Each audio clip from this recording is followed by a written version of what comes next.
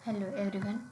आज हम देखने वाले हैं MySQL डेटाबेसेस के next concept. Okay, so we have see the next concept in MySQL that name is a constraint. Okay, so आपको पता है क्या कंस्ट्रेंट मतलब क्या होता है?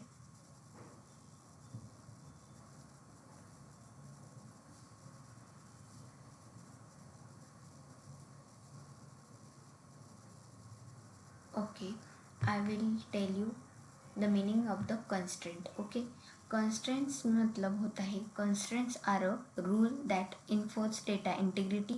They can be applied to column in a table to ensure that the data stored in them meets certain criteria. Okay, constraint मतलब rules and restriction हम basically उसे कह सकते हैं। मतलब हम जो भी डेटाबेसेस MySQL का डेटाबेस क्रिएट करते हैं उसके कॉलम के रिगार्डिंग हम कुछ क्या करते हैं, कॉलम को कंस्ट्रेंट अप्लाई करते हैं। तो कॉलम के अकॉर्डिंग हम उसको डेटाबेस जो भी से स्टोर करते हैं उसको स्पेसिफिक कंस्ट्रेंट अप्लाई करते हैं। जैसे कि आप देख सकते हैं एग्जांपल में, creating table with constraint, create table employ. हमने इधर एम्प्लॉय का टेबल क्रिएट किया है और उसमें हम क्या कर सकते हैं, ID int, auto increment, primary की, नेम वैरकर 100, नॉट नल, मतलब नेम हमने नॉट नल लिया है, ये हमें कंस्ट्रेंट यूज कर रहे हैं क्योंकि हम कॉलम में इधर नल वैल्यू नहीं ले रही, इसीलिए हमने कंस्ट्रेंट क्या लिया है, नॉट नल। और एज इंट चेक, हम क्या कर रहे हैं, एज को इधर कंडीशन लगा रहे हैं और चेक कंस्ट्रेंट का यूज कर रहे हैं। ओके, चेक कंस्ट्रेंट यूज किया है हमने और age greater than equal to 18 ये कंडीशन हमें लगाई है। ईमेल वैरकर 100 यूनिक, यूनिक ये भी क्या है, कंस्ट्रेंट है। ओके, सो प्राइमरी की बेसिकली यूनिक आइडेंटिफायर होता है, इसलिए हमने यूज़ की है।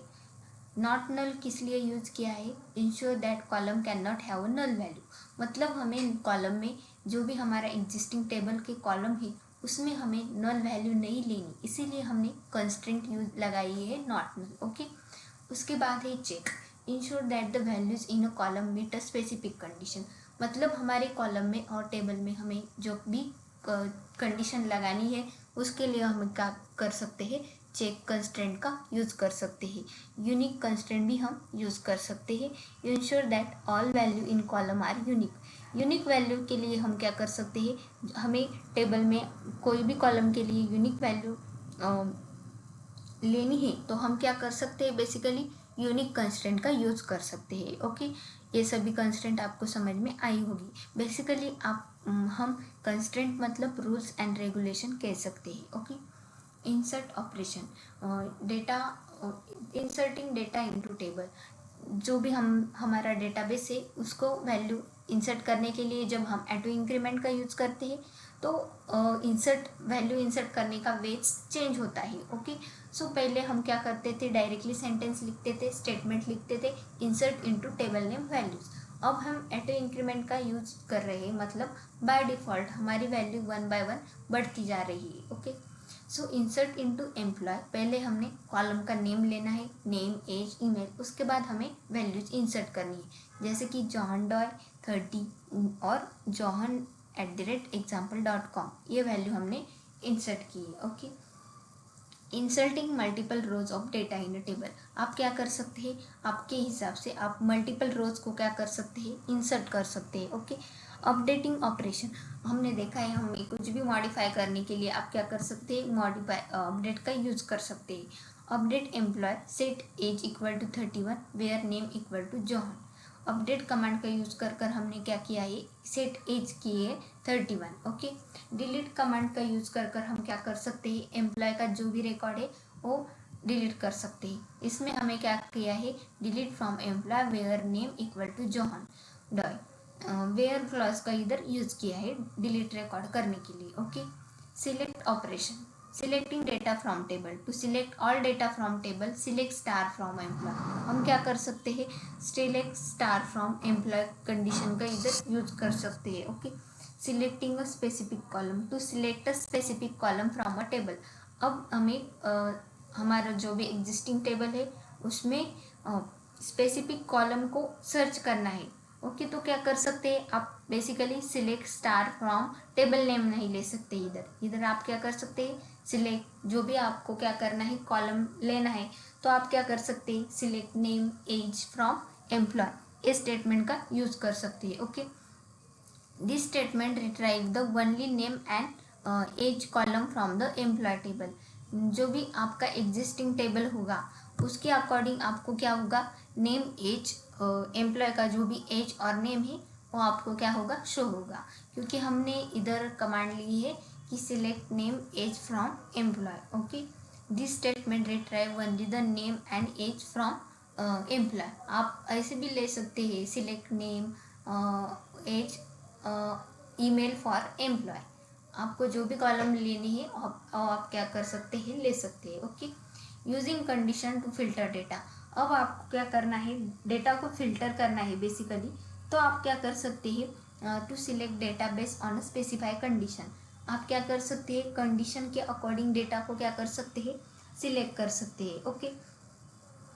Select star from employ where age greater than 25, आप क्या कर सकते हैं कंडीशन लगा सकते हैं। This statement retrieve all the column from rows where the age is greater than 25, मतलब हमारी क्वेरी कैसे आएगी, वेयर हमने इधर क्लॉज यूज किया है और एज 25 ग्रेटर देन के एम्प्लॉय हमें इधर चाहिए, तो आपको क्या होगा, आप जब एक क्वेरी को परफॉर्म करेंगे तो एज एज ग्रेटर देन 25 के एम्प्लॉय आपको शो होगी। ओके,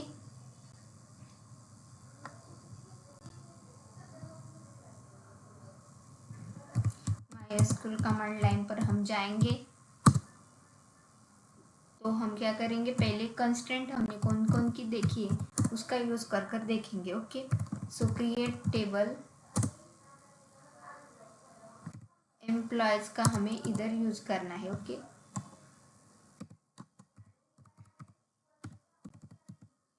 एम्प्लॉयज वन हम इधर यूज कर रहे हैं। Okay, create table employees one, ID int of 5, auto increment use कर रहे हैं,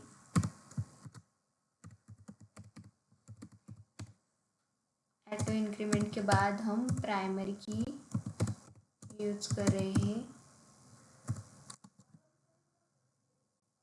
उसके बाद नेम वेर कैर में ले रहे हम,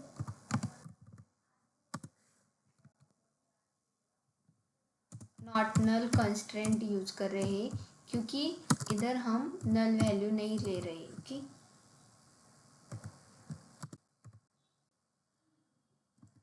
एज हमको लेना है इंट में,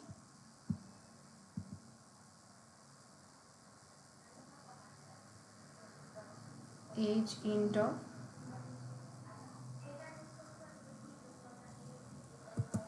अब क्या लेंगे, चेक कंस्ट्रेंट का हम यूज कर रहे हैं, चेक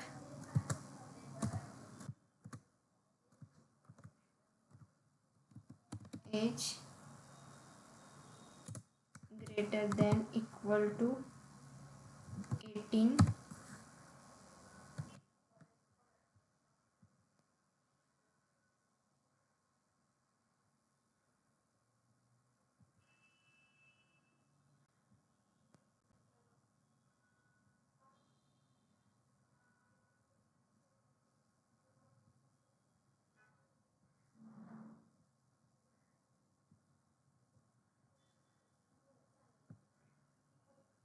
उसके बाद हम कोमा लगा के ईमेल वेर कैर मिलेंगे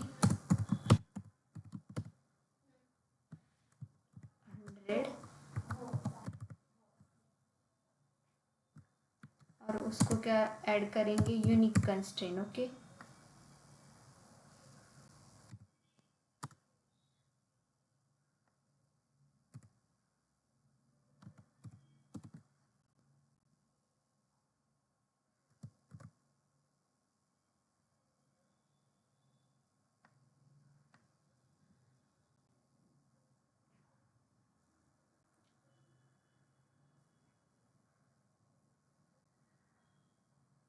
हम ऐसे कंस्ट्रेंट का हम यूज कर सकते हैं। ओके,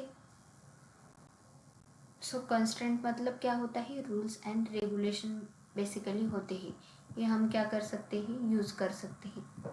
ये हो गया हमारा कंस्ट्रेंट। डिलीट के हेल्प से आप क्या कर सकते हैं, रिकॉर्ड को डिलीट भी कर सकते हैं। अपडेट के हेल्प से क्या कर सकते हैं, रिकॉर्ड को अपडेट भी कर सकते हैं। ओके, नेक्स्ट टॉपिक हम नेक्स्ट लेक्चर में देखेंगे। Thank you.